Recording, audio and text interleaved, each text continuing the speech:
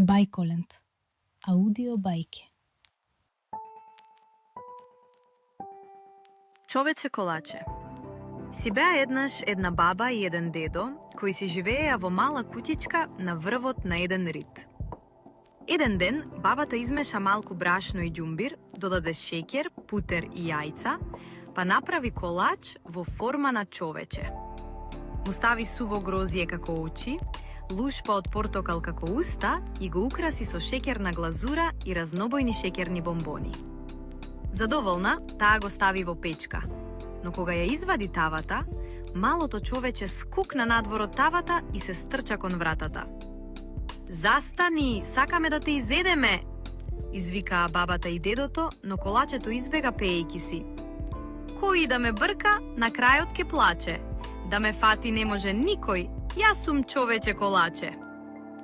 Откако го кажа тоа, човечето го претрча полето каде што една крава се обиде да го гризне. "Избегав од еден стар дедо и од една стара баба, ке избегам и од тебе, трчањето не ми е страна слаба." Кравата потоа им се придружи на двајцата стари луѓе во потерата.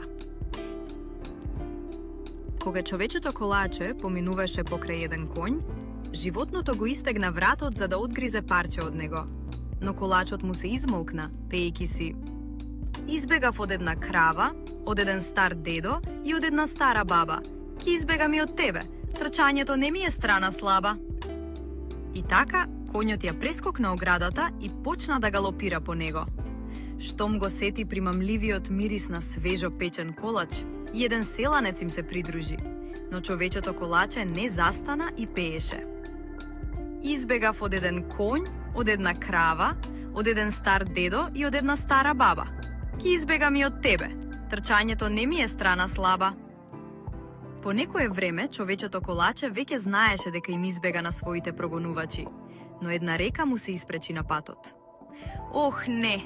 Ако се обидам да ја препливам, ќе се намокрам целото," си помисли. Додека се мислеше што да прави, виде една лисица која доаѓаше накај него, привлечена од мирисот на шеќер и кандирано овошје. Човечето веднаш извика: "Застани веднаш!" Многумина се обидоа, но останаа со празни раце. "Никој не може да ме гризне. Јас сум човече колаче." "Да те гризнам?" се закикоти лисицата. "Ни на сон! Па, јас не јадам колачиња." Потоа, со сиот свој шарм и љубезност, таа му се понуди да го префрли на спротивниот брег. Наивно, човечето колаче прифати и лисицата го качи на својата опашка. Потоа, таа полека почна да влегува во водата и кога беше неколку метри навлезена во реката, таа му се сврти на колачето и му рече: "Потежок си од што мислев. Не можам да те додржам со опашката. Подобро да се преместиш на грбов." Човечето колаче ја послуша, а лисицата продолжи понатаму и стигна до место каде што водата истигнуваше речиси до грбот. "Качи ми се на раменичињата, или ке се намокриш," му предложи таа на малиот патник, кој се премести. Кога стигна среде река, каде што не можеше да го досегне дното, лисицата се нурна малку повеќе од потребно, извикајки: "Тонам, качи ми се на носот или ке се намокриш?"